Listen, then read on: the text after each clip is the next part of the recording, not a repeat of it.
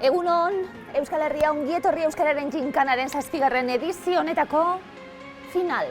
Handira iritsi deguna, 3 hilabetetan probak egiten egon eta gero iritsi da finalaren egun handia eta sariak banatzeko eguna. Bai, eta egun handia da, baita guretzat ere, ze aspaldi ez ginela elkartzen horrelako lehiaketa batean, eta guretzako gaur plazer bada hemen Euskararen Ginkanaren finalan zuekin egotea.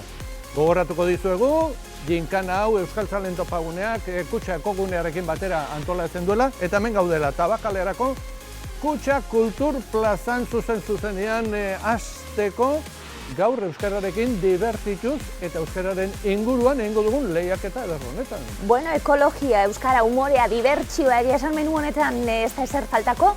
COVID-19 hemen ez daukagu jenderik, geu bakarrik gauz. Bueno, gure laguntzaileekin batera, baina bai, nahiko gutxi dago egia zen. Eta, lehiakideak ere izango ditugu, baina, distantzian egongo gara. Euskal Herriko 58 taldek eman zuten izena 300 lehiakidek edizio honetan. Euretatik 28 talde izan dira proba guztiak bete dituztenak, eta gaur, hoietako 4 talde izango dira hemen finala jokatzeko prest. Eta parte hartu duten talde hauen inguruan, eta gaur finalean izango ditugun taldeen inguruan ezer nabarmendu beharko bagenu, kontzeptu bat nabarmenduko genuke. Aniztasuna egila da oso talde desberdinak ditugula, anitzak alde guztietatik. Euskal Herriko 4 kantoietatik etorritako taldeak dira. Oso izaera desberdinekoak eta bereien helburuak ere, bakoitzak berea du, egila da oso anitzak dira eta horrek aberasten du gaurko lehiaketa ere. Finalistak ezagutuko ditugu, eta mega txalo finalistentzat, txalo batekin hartuko ditugu. Opa, bentsa ditugu, beira, animoso. Ongi etorri Arbolarte taldea Bilbotik, Bustantxo taldea Arrasatetik, Erlaitza Eskola taldea Urruñatik, eta Mintzontziak taldea Euskal Herriko txoko ezberdinetarik. Ongi etorri dan hori. Ongi etorri eta orduan banan hasiko gara, zuek aurkezten eta zuek ezagutzen eta hasi. Beira, hortxe dauzkagu, goian ezkerretara Arbolarte taldea. Bilbon ditugu, Bilboko deustun edo Bilbotik kanpoko deustun, hori zuek erabaki, nola esan behar den. Eta Arbolarte taldekoak, beraiekin, zuekin harremanetan jarri aurretik, ikus dezagun zeintzuk zareten prestatu duzuen bideoaren bidez. Arbolarte bara, ni Iratxe Berangokoa. Ni Maria Altamuzikoa nahi. Ni Lolo Deustukoa. Ni Marisol Zaramillokoa. Ni Iratxe Durangokoa. Eta ni Karmele Bilbokoa. Eta Arbolarte da Bizkaiko Foru Aldundiaren eguneko zentru bat Fekorrek kudeatuta eta hemen Deuston gaude. Eta zer egiten dugu nortzuk garen azalduko dizuegu. Mugikortasun murriztua duten pertsona gara. Bizimodu independientea nahi dugu. Leku egokituak gehiago nahi ditugu. Gizartean parte hartu nahi dugu. Eta azken finean pertsona gara eta maite dugu euskara. Hori da, eta zer egingo genuke diruarekin irabazten badugu, guztion artean adostu dugu hurrengo korrikarako erosiko genituzkela kilometroak, baina hori bai, izan beharko litzateke leku egokitu batean. Venga, Agur! Haupa Arbolarte, hori da sasoia daukazuena. Ez dakit aurten ezingo duzue, kilometro hori egin, baina espero dezagun datorren urtean egin ahal izatea, baina horretarako, aizue, irabazin behar duzue. Eta ikusten dugu oso gogotsu zaudete, ez da, Arbolarte? Bai, gogotsu. Gogotsu gaude, bai. Ordu asko pasa dituzue prestatzen gaurko final hau? Pasatu dugu, ondo ez, super ondo. Hori egia esateko, oso ondo ibili gara. Eta norri izango dugu gaur bozeramaile? Hemen Iratxe naiz ni, hemen.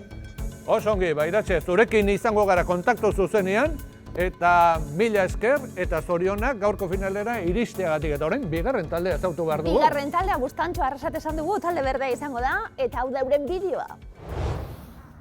Arrasate herri eskolako guraso talde bat ga. Da gure semalabak euskal kulturara murgildu nahi ditxua. Horretarako, eskolan ekintzak desberdinak antolatzea gustoko jakun. Egia esan, ez dakigu oso ondo zertan eman daun izena. Baina, irabazteko praiz gatoz.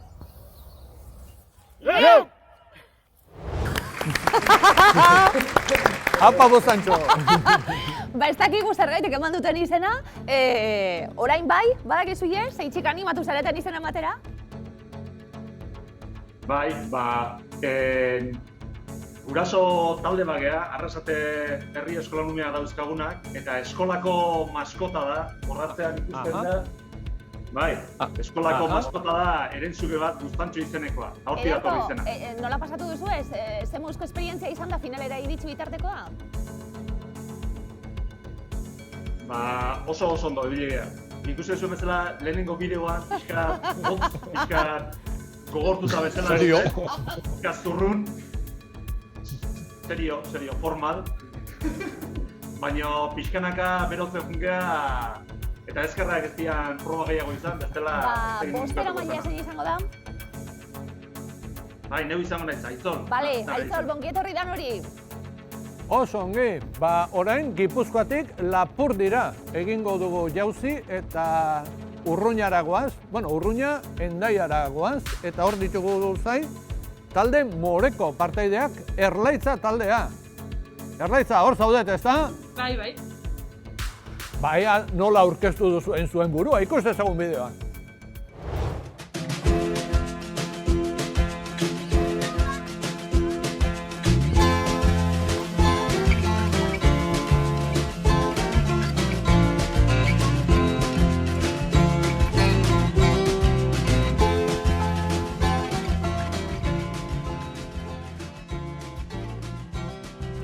Kaixo, Erlaitza eskolatik gatoz, Urruñan dagoen eskola txikitxo bat da, eta 14 familiek parte hartzen dugu.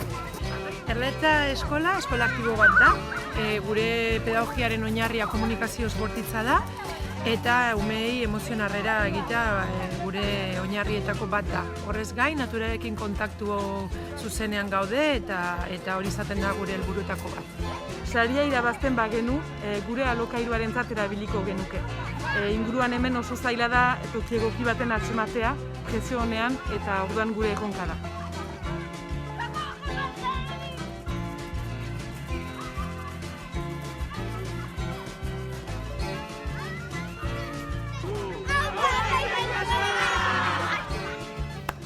Aupa Erlaitza eskola! Aupa! Oso ongi!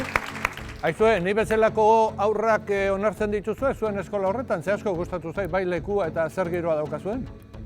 Noski zato nahi duzunean. Behar bada bide lagun bezala eta ez ume bezala, baina bai, noski. Bai, beraz, bai, onartuko nauzue. Adi, zer esaten duzen, zer joan egingo naiz, Irabazten badugu. Oso ongi, bueno, hori ja zuen esku dago, eta zuen artean norri izanen da bozera mailea? Ni izango naiz eta Adela itetek naiz. Zuei ere zorionak, finalera iristegatik eta xantza hon. Mila esker. Final honetako azken taldie, laugarren taldie. Talde urdina, mintzontziak, Euskal Herriko txoko ezberdinetatik datoz zeurek.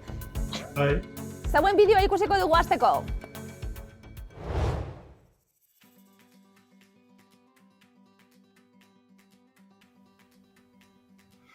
Kaixo, egunon, Aitziber naiz eta Donostiarra naiz. Aurten ere, Euskararen jinkanan parte hartzeko erabaki hartu dut. Bai, eta ez da lehenengo aldia izango, beste behin ere parte hartu izan dut. Primeran pasa dut eta asko ikasi dut. Beraz, oraingoan ere gogotsu natorre parte hartzera. Eta bai, ondo pasa eta gainera saria irabazteko gogotsu ere. Asmo bikainak ditugu, 3.000 euro horiek irabazizkero, modu oso egokian erabiltzeko. Eta ditugu esan dut, ez bainago ni bakarrik, beste laukide izango ditute bide lagun erekin batera, eta oentxe aurkeztuko dizkizuet. Aritz, hor zaude? Zure txanda da, eta jakin dezazuen berak asmatu zuela gure taldearen izena. Beno, zuek ere, ja preste ikuste zaituztegu. Zein izango da bozera malea taldekue? Ni izango naiz bozera maila, bai, Aritz. Bale, Aritz, talde danak aurkeztuta? Talde danak aurkeztuta, egin kontu, hemendik aurrera, proba bakoitzean, labok hartuko duzue parte, eta hurrenkera alfabetikoan hartuko duzue parte. Eta garbi izan, zein den helburua. Helburua, txeke hau irabaztea da. 3.000 euroko txeke hau zuek aukeratutako helburua lortu ahal izateko. Beraz, zorte on guztiei, xantza on guztiei, eta hau astera doa. Buena hizkuntza ekosistemak izan da urtengo gaia, lehiakidek gainditu beharreko probak gai honekin lotutakoak izan dira, 7. ginkan honen helburua, gai honen inguruan hausnarketa egitea izan delako, otsailean zehar proba bat argitaratu da Euskararen ginkanaren webgunean, proba hauetan puntu gehien lortu dituzten taldeak dira, gaur finalean parte hartuko dutenak. Eta finalean parte hartuko duzuenok, Ilaxek esan bezala, gaia, hizkuntza ekologia, hizkuntzen ekosistemak izango dituzue. Badakizue, bizudunok ere, aurrera egiteko ekosistema egokiak behar ditugula, eta hizkuntzek ere ekosistema egokiak behar dituzte. Horren inguruan jardungo gara, hainbat probetan aurretik ere landu duzue gaia, eta lehenengo puntua da, eta zer behar dute hizkuntzek aurrera egiteko, baldintza asko behar dituzte, eta horien artean, batek laguntzen du. Ez dugu esango ezinbesteko baldintza denik, baina laguntzen du. Laguntzen du, bestak beste hizkuntza batek hiztunak izatie. Hiztun kopurua, hizkuntza baten osasunaren neurgailua da zalantza barik. Jokuen hasteko prest zuek? Bai, bale. Begira, badakizue munduan hizkuntza asko daudela, 7.000 hizkuntza edo. Guk jakin nahi duguna da, munduko hizkuntza hoien artean, hiztun gehien dituzten 7 zeintzuk diren. Guk hizkuntzen zerrenda bat erakutsiko dizuegu, eta zuek hurrenkeran jarri behar dituzue, munduan hiztun gehien dituzten 7 hizkuntzak. Hiztun gehien dituenetik hasi, eta 7 horien artean gutxien dituenera. Asmatzen duzuen bakoitzeko alegia. Leku egokian, orden egokian jartzen duzuen bakoitzeko puntu bat irabaziko duzue. Eta lehenengo bukatzen duenak erakutsi dezala, eta esan dezala, txartela altxa eta esan guk ja bukatu dugu. Eta lehenengo altxatzen duen horrek, 7 asmatzen baldin baditu, 3 puntu gehigarri ere izango ditu. Eta honetaz pentsatzeko, 2 minutu izango dituzue. Prest beraz, hizkuntza zerrenda bat ikusiko dugu, hiztun gehien dituzten 7 aukeratu beharko dituzue, eta hurrenkera egokian jarri. 2 minutu horretarako. Eta hau, lagunak, astera doa. Denbora! Hortxe daude hizkuntzak, eta horien artean, hiztun gehien dituzten 7 aukeratu behar dituzue. Azkar? 2 minutu dituzue, 2 minututan hori egin liteke. Baina lehenenguek saria. Hau erresa da. Esate baterako, bida, hemen pista bat da, euskera ez dagoela. Eta hori pista da. Eta bat ere, bida. Hori pista bat da. Euskera ez dago, munduan, hiztun gehien dituzten 7 hizkuntzen artean. Hiztun kopuruari dagokionez, lehenengotik 7. Eta esango dugu bat, zein dagoen, bat lagunduko dugu, batekin. Ez lagundu. Bat. Venga, bat. Bat. Txinera badago, 7 artean. Baina lekua asmatu behar duzue.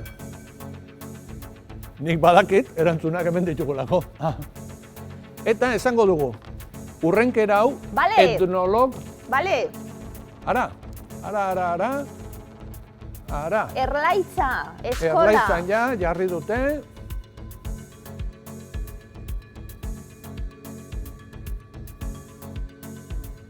Eta, hortxe. Bateren bat asmatu duzu, ezin dugu esan. Pista litzatekelako bestentza, baina bateren bat bai, asmatu duzu. Eta minutu erdi bat gelditzen da, ez dakit besteek bukatu duzuen. Bukatu balin baduzue, altxa txartela edo horria. Erakutsi, kamerara. Beste pista bat. La handa ere hizkuntza da, baina ez dago 7 zerrenda hortan. Handa, baina ez hor. Horrez da, bai? Begira, bustantxokek ere bukatu dute zerrenda. Hau bukatzen ari da. Eta daukazunarekin, listo ja. Altxa beraz, txartelak. Erakutsi 4 txartel horiek. Denpora. Oso ongi. Erakutsi. Erakutsi kamerara.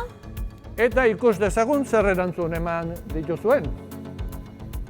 Hemen, ez zaudete denak ados, hiztun gehien dituztenen artean, 3 txinera jarri dute, batek inglesa, hortik hasiko gara.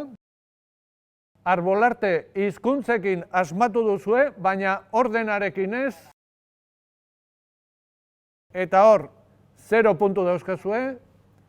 Bustantxok ere hizkuntzekin asmatu duzue gehienekin, tamilera ez baino, ordenarekin ez. 0 puntu. Erlaitza ingelesa asmatu du, txinera 2. asmatu du, indiera 3. asmatu du, espainiara 4. asmatu du, eta hortik aurrera frantsesa 7. da eta zuek 5. jarri duzue, arabiera 5. da eta zuek 6. eta bengaliera 6. da eta zuek 7. baina kriston lan egin duzue, lehenengo 4 asmatuta eta beste 3 ere hor. Eta mintzontziak, hurbildu zarete, baina ez da punturik egon. Ingelesa, txinera, indiera, gaztelera, arabiera, bengaliera, frantsesa, 4 puntu Erlaitza eskolarentzat. Batxalo bat gure aldetik. Eta besteentzat notizio on bat eta txar bat. Notizio txarra, 0 point. Notizio ona, 3 0 point.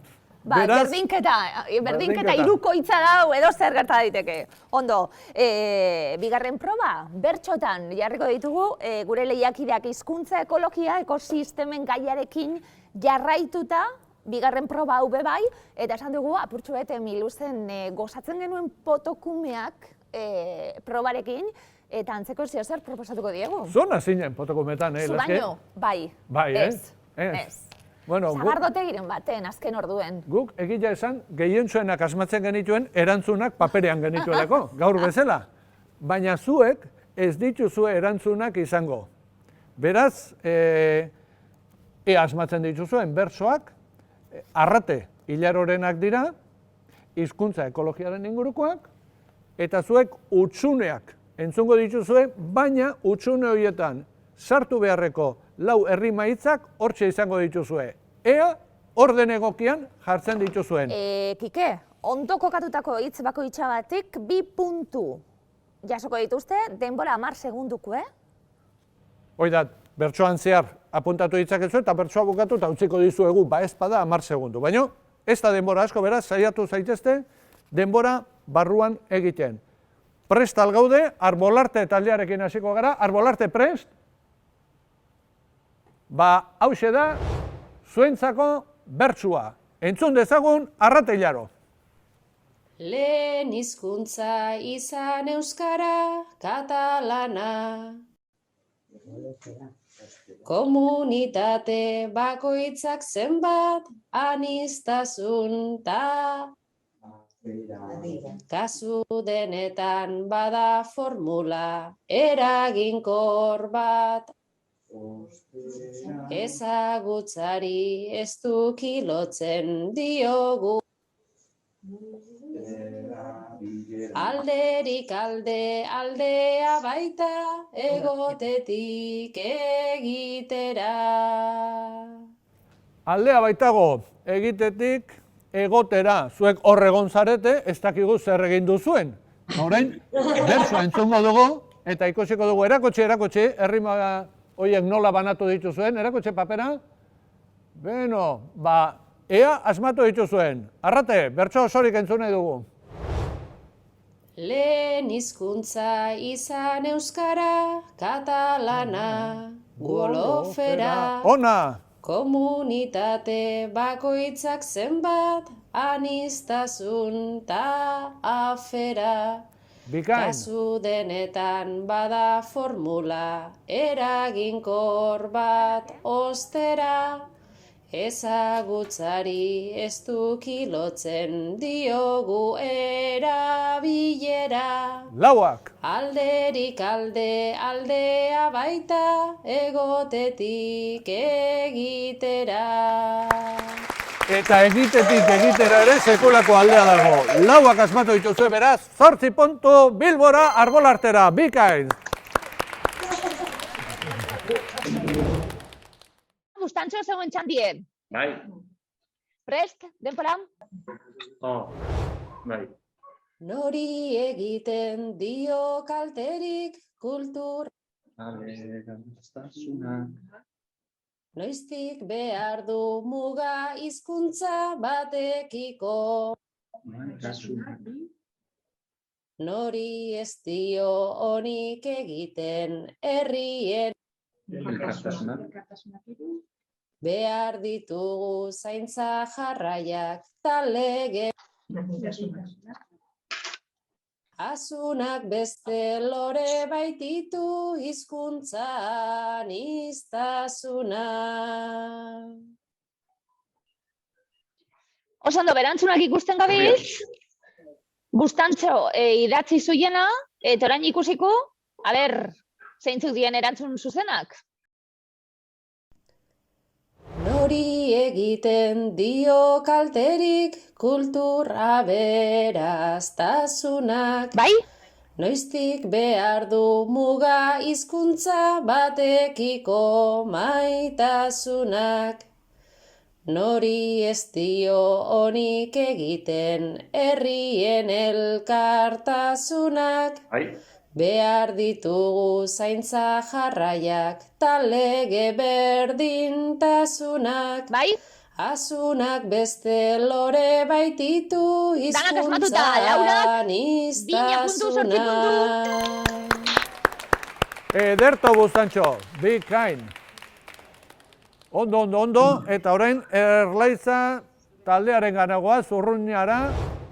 Erlaitza, orain zuen txanda da, Arrate Hileroren 3. bertsoa entzungo duzue, ikusi duzue aurrekoek 8 puntu irabazi dituzte, eta hori zuentzako presioa da. Aurretik zuazte, baina aurretik jarraitu nahi balima duzue, gutxienez 4 herrimaitzak asmatu behar dituzue, ze 3 ezin da. Bueno, edo bai, ez, ezin da, 3 ezin da, ezin da, ez? Hoi da, beraz, entzun dezagun bertsoa. Aurrerantzean ere iztunok asko daukagu. Babes ditzagun ari guneak kirol taldean. Berriak sortu merkataritzan erakunde. Taleen hitza izan dezagun ahoan eta aukera hori bermatu dadin gure egunerokoan. Aukera hori bermatu nahi dugu gure egunerokoan, eta zuek bermatu nahi duzuena da 4 herrimaitzak leku egokian jarri dituzuela. Hori oraindik ez dakigu, beraz entzun dezagun osorik Arrate Hileroren bertsoa. Aurrerantzean ere iztunok asko daukagu jokoan.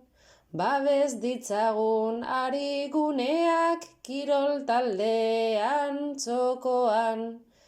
Berriak sortu merkataritzan erakunde publikoan. Taleen hitza izan dezagun ahoan eta kolkoan. Ondo, 4 asmatuta, eta Erlaitza aurretik zegoen, eta aurretik jarraitzen duzue, beraz zorionak. Beste 8 puntu. Bale, prest gauz?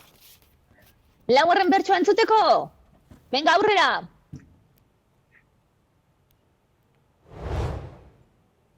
Euskaltegitik pasa ostean hitz egiten. Eguneroko jardueretan ahotan.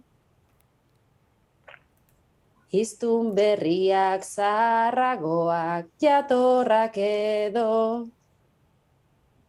Jatorri adin genero klase anitzetako. Guztiak ditu beharrezkoak hizkuntzen ekosistema.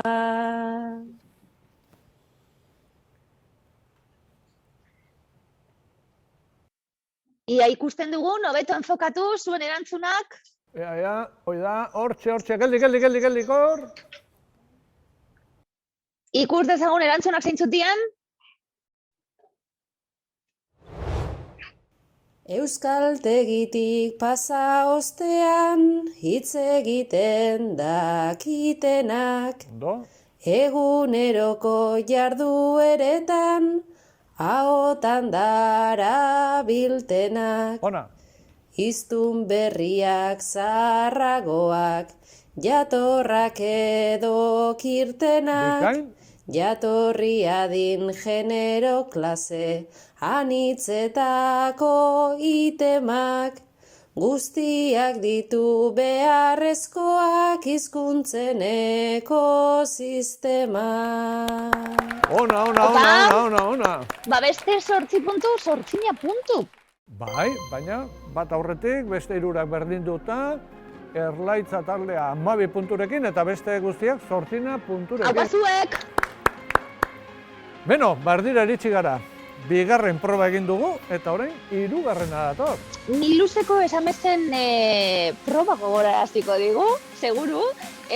Oraingo honetan, hitzen ordenarekin jokatuko dugu, hizkuntzarekin, hizkuntza ekologiarekin gabiltze gora eta bera, eta, hizkuntza ekologiarekin gai horrekin zerikusia duten esaldiak izango dira, orain entzungo ditugunak.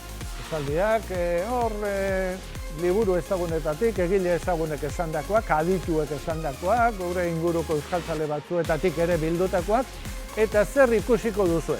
Ikusiko duzue esaldi bat, eta hitz bakoitzaren lehen hizkia eta azken hizkia bere lekuan egongo da, baina beste guztiak nahastuta. Eta asmatu behar duguna da, hitzez hitz zer esaten duen esaldi horrek gu lagunduko dizuegu, Eta hor badira hitz batzuk freno xamarra direnak, eta beste batzuk, behin asmatu ezkero ia autopista bezala asmatuko dituzuenak. Baina honek lan pixkat eskatuko dituzue. Beraz, ez dakit. Esaldi bakoitza egiteko minutu bat izango duzue, esaldia adi 30 segunduren aurretik osatzen baduzue, 6 puntu eskuratu ala izango dituzue, 30 eta 45 segunduren artean 4 puntu, eta 45 segundutik aurrera minutua behar baduzue, 2 puntu. Esaldia idatzi ez dugu egingo, esan egingo dugu, eta adi, arintasuna, beraz, saritu egingo da. Eta lehenengo esaldia, beraz, Arbolarte taldearentzat izango da. Hortxe Bilbon urduri daukagun talde Arroxarentzat. Esaldia norena zen, esan dugu? Lorea Agirre eta Idurre Eskizabelen trikua esnatu da liburuz zoragarritik ataratako esaldia izango da. Beraz, hori ere bada pista. Zer esan ote dute Lorea Agirrek eta Idurre Eskizabelek? Ikus dezagun, badator esaldia, 3, 2, 1, denbora! Ea ba, Arbolarte, ondo, konsonantea? Meta. Ez, beste konsonante bat. Men. Beste konsonante bat, men. Mende. Menderatzeak.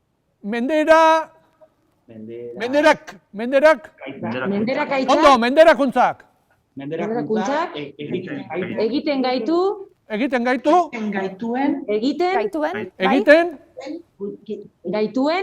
Gaituen. Gizakume. Ez, gizakume ez.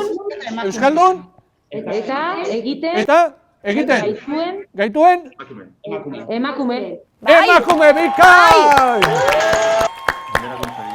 Oso ondo, menderakuntzak egiten gaituen euskaldun eta egiten gaituen emakume. Esaldiare bikaina eta aizue. Justu antxera, baina minutuaren barnuan eta 2 puntu. 2 puntu, bale, aguazuek! Oso ondo! Bale, bigarren esaldia, bigarren taldearentzat, Bustantxo prest? Bai, Bustantxo prest. Idazle ezagun baten esaldia izango da zuentzat. Octavio Paz idazle mexikarraren esaldi bat da, bale? Oso ondo. Baina guk euskeraz emango dugu. Bai. Esaldia gazteleraz idatzia da, baina itzuli dugu. Prest zaudete? Bai, prest. 3, 2, 1, denbora! Gizarte bat. Gizarte bat? Usteltzen. Hasi bokal batekin. Bai. Usteltzen. Usteltzen. Denean. Denean. Ea, G horri. Ga eta konsonantea. Gazte. Ez. Gataz. Ez beste konsonante bat. Gan. Gan. Eta orain bi konsonante batera. Gantza. Bi konsonante. Gantze. Ez, bi konsonante eta bokala. Gan. Ea, gan. Gan. Ea, hortxe gelditu dira. Ea, gan. Urrengo konsonantea, esan bat. Bai? Esan? Gangrenatzen den. Bai? Lehenengo. Gauza. Bai? Da. Sartu da? Kostatu da, gangrenatzen da, baina sartu da, hau pasuek, beste 2 puntu. Urrengo esaldia, hirugarren taldearentzat izango da. Bernardo Atxaga idazleari zor diogu Soinujolaren semea liburu ederra. Bueno, hirugarren esaldia bertatik jasoko dugu.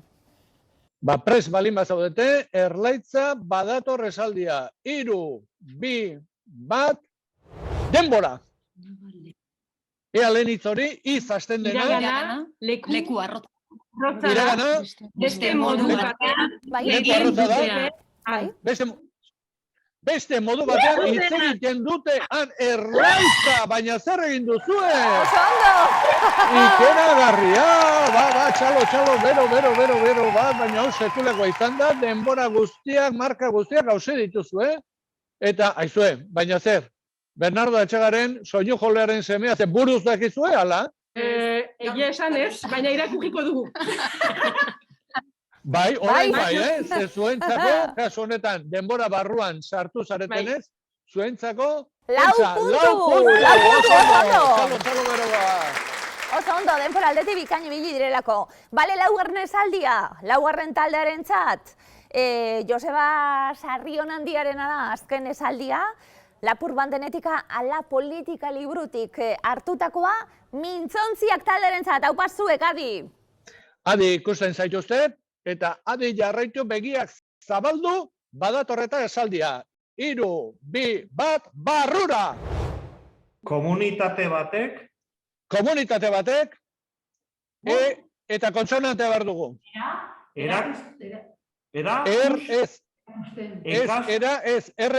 Eta beste konsonante bat. Eta beste konsonantea, Elkartasun. Minimo bat, mantendu nahi badu. Minimo bat, mantendu nahi badu. Hitzak. Ka eta beste bokal bat. Ka ez. Ko eta konsonantea.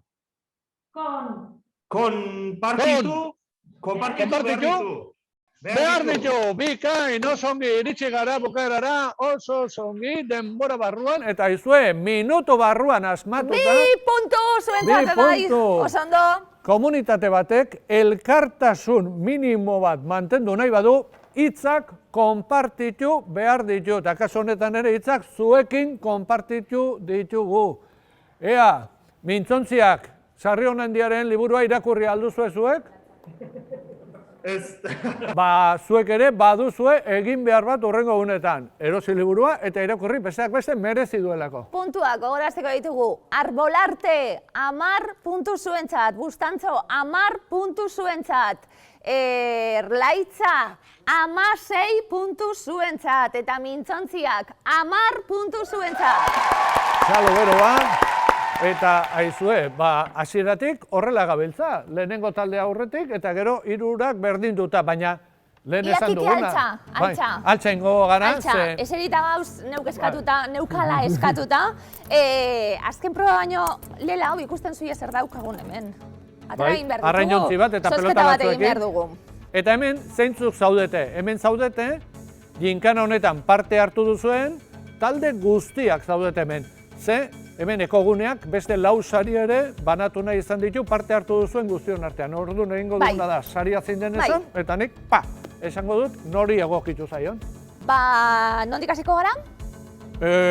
Beno, hemen daukau, ekoguneko banatzeko produktuen otarra. Oso ondo. Nik hartuko dut? Bai. Bai? Hasi, bai. Pixat olentzero sentitzen naiz. Mugitu. Otarrak bi dira, beraz, bi aterako jot, ea zein ateratzen. Zuk bat eta nik bat. Amai. Bai. Zuk bat. Olentzero eta marido mingi. Bai, eta nik beste bat. Ea zein daukau? Otarrak, nirie pangolin! Pangolin! Pangolin taldeak badu bere otartxoa, eta, aizue, izenak aukeratzerakoan ere batzuk, pangolin, eta hauek, triki-triki! Triki-triki. Ekoguneko baratzeko produktuen otarra pangolin, eta triki-trikirentzat. Hemen txauskau, bi hauek, bueno, bakoitza bere. Tailerrak adi, baratzen nire balkoian tailerra. Tontorron-pototon. Basandreak taldearen zat. Osondo?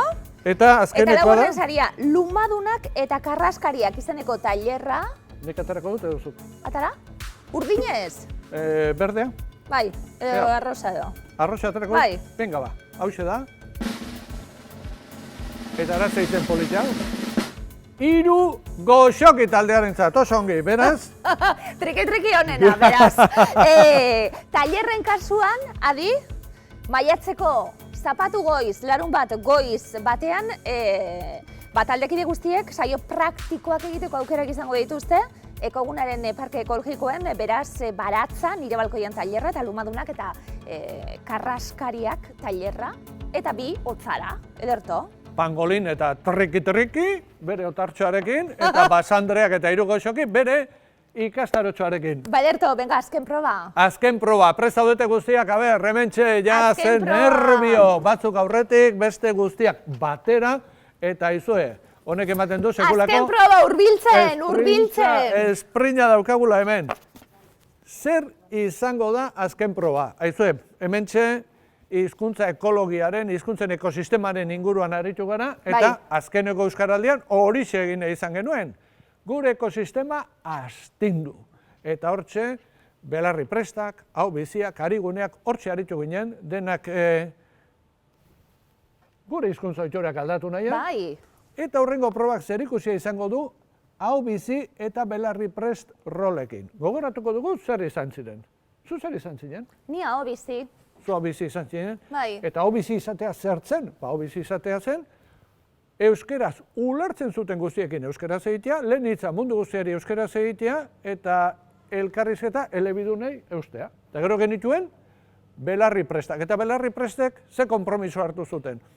Hartu zuten konpromisoa izan zen, beraiek belarri prest txaparekin adierazten zuten, mundu guztiak beraiei euskeraz hitz egiteko gonbidapena egiten zioten mundu guztiari, eta beraiek ere, beren aukeren eta beren hizkuntza gaitasunaren arabera saiatzen ziren euskera zalik eta gehien egiten, baina ez ziren iristen obizien konpromisora. Eta hori da, proba honetan egin behar duguna, adizuek, hasiko gara, zuentzat, talde bakoitzarentzat, argazki 2 ditugu, bat agertuko da, pertsona ezagun bat agertuko da, eta zuek idatzi beharko zuiet erakutsi guri azkar-azkar, hau bizi edo belarri prest izan ziren azken euskaraldian. Gainera uste dut, hor ikusten dizuet, hor badituzu ez, simboloak, erakutsi, hor simboloak badituzu, erakutsi ondo. Bida, hortxe, hau bizi belarri prest simboloak ongi prest. Hoiek orain jetxi. Asmatutako bakoitzeko 5 puntu, jokuen adi, eta ondo pentsatu, guztia irauli daitekelako orain, talde bakoitzari, 2 argazki, esan dugu? Eta hasiko gara, horrela segenuka pentsatuta, puntu gutxien zituen taldetik, baina, 3 berdinduta zaudetenez, egingo dugu, orde normala jarritu bai, baina azkeneko bikotea, erlaitza taldeari egokituko zaio. Bai? Beraz ikusiko dugu besteek zer egiten duten eta horren arabe gertatu daiteke, lehenengoak direnak azkenak gelditzea. Hori gertatu liteke. Hasi? Hasiko gara? Hasi, Kike. Beno, ea, arbolarte taldea prest altzaudete? Ea, hortxe prest zaudete? Ai, zen nerviok ez arbolarte? Beno, ea zuei zein den egokitu zaizuen lehenengo argazkia. Badakizu, 10 segundotan, altxa, zuen ustez, hau bizi edo belarri prest izan zen. Ea ba, hementxe dator zuen lehenengo gonbidatua. Ikuste ezagun orden. Edurne Azkarate, zer izan ote zen Euskaraldian? Hau bizi ala belarri prest? Arbolarte, zuen ustez? Hau bizia izan zen, eta ala izan altzen? Ez, belarri prest izan zen. Oi, lehenengo hau ez duzu asmatu. Pena, baina beste bat ere badaukagu. Beste bat ere badaukagu. Telebista aurkezle ezaguna, monologista, saltza askotako perresila, hementxe daukagu, ean orden, 3-2-1, barrura, badator. Antxon Telleria, Tolosarra zer izan zen, hau bizi ala belarri prest? Hau bizi. Hau bizi. Hau bizi, eta hau bizi izan altzen? Bai, oso ondo! Bai, 5 puntu! 5 puntu. Oso ondo. Arbolarte, 15 puntu lortu dituzue, eta notizion bat eta txar bat eman behar dizuet. Oso ondo pasadezue, oso ondo saiatu zarete, baina ja badakigu azkenengo saria ez duzuela eramango, Erlaitzek momentu honetan ja puntu bat gehiago duelako. Ea ze gertatzen den bigarren taldearekin. Bigarren taldea, Bustantxo. Beira, danak hortxe, adi. Zein egokitu ote zaizue zuei, hementxe, badator. Badator, 3-2-1. Kai Nakai. Abeslaria hortxe dugu. Zer izan zen? Hau bizi, ala belarri prest? Belarri prest. Ez dute oso seguru eltsa, zalantzan egon dira. Eta Belarri prest diote eta... Ea zer izan zen? Belarri prest, oso ondo! Lehenengo 5 puntua kolkora. Hau asmatu behar da, Hau asmatzen badezuen momentu hontan, lehenengo jarriko zinatekete. Presillo pixka. Eta zuentzat bigarren aurpegia hauxe da. Ana Urrutia. Eguraldi emakumea. Belarri prest esaten dut. Belarri prest. Seguro, denak ados? Bai, ez dakit ba, Eta belarri prest, Eta belarri prest, oso ondo! Ai, Bustantxo. 10 puntu guztira, 20 puntu lortu dituzte. 20 puntu lortu dituzu eta momentuz aurretik. Aurretik, beraz, momentu ontan nun daukagu gure txeka, hementxe, oraintxe, erakutsiko dizuegu, erorintza iguta. Beira, oraintxe, saria zuen esku dago. Zer gertatu behar da zuek saria irabazteko?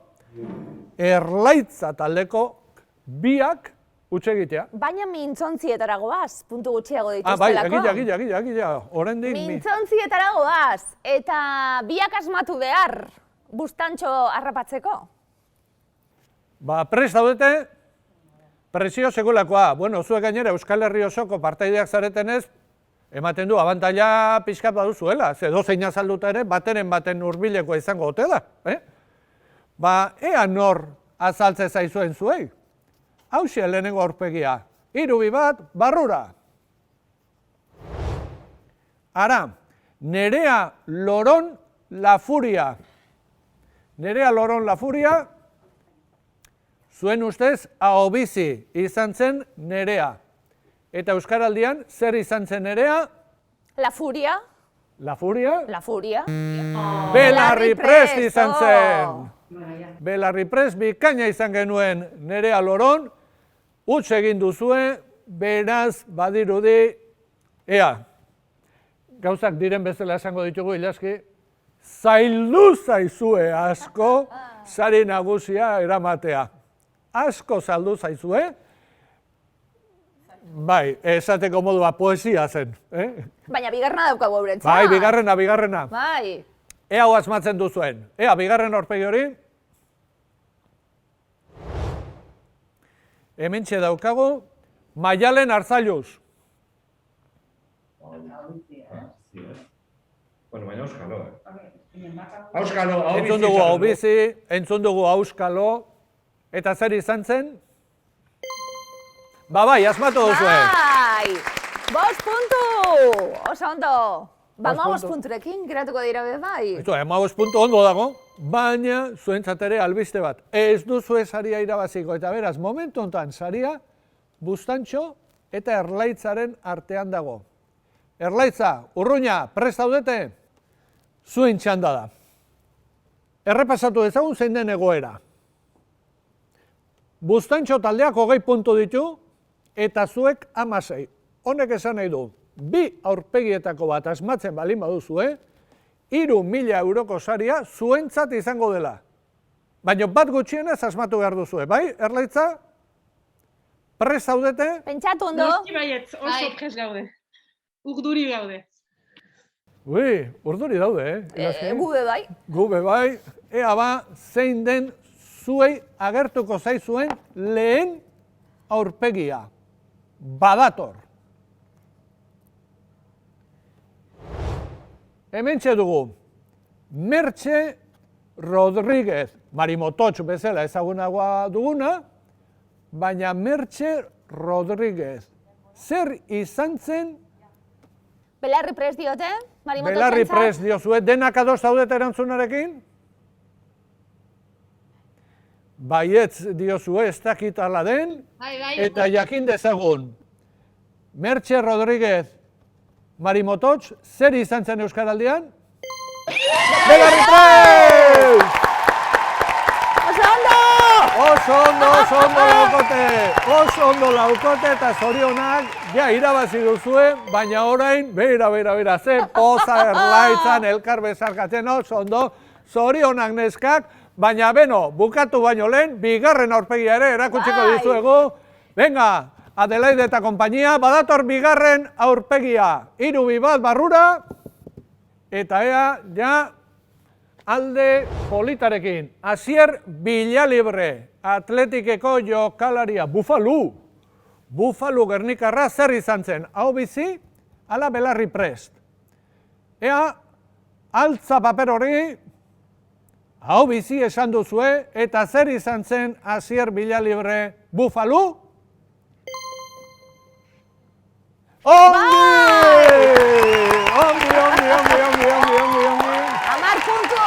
6 puntu guztira. Eta hau garbi dago, norentzat izango den saria. Gaurko sari nagusia Urruñara doa Erlaitza eskolara, baina bestek ez aldegin, ze zuentzat ere sariak baditugu. Elkarrek oparitutako erosketa baleak, 50 eurokoa iztoe, beste guztientzat ere, txalo bero batzok, gaupa ekipo oso ondo. Eta guk hemendik eskerrak emango dizkiegu, Euskaltzalen topaguneari, tabakalerari eta kutxako guneari, bau posible egin duelako. Eta izue, zuekin ezin dugu argazkia bateratera, baina bueno, jango gara? Bai! Venga, ilaski, hementxe jarriko gara, argazki ateratzeko, ea, horrela, bueno, bat, Erlaitza eskolarekin, eta Erlaitza eskolarekin, bai, heldu hortik, ilaski, eta hementxe zorionak, Erlaitza. Hora, ja, eta orain familiko azkenengo argazkia. Bueno, ondo, txalo bero bat denentzat. Eta kuadrilla, bueno, ondo pasa segin, bigo zuen. Eta aurren arte, ea presentzialki den urrengoan,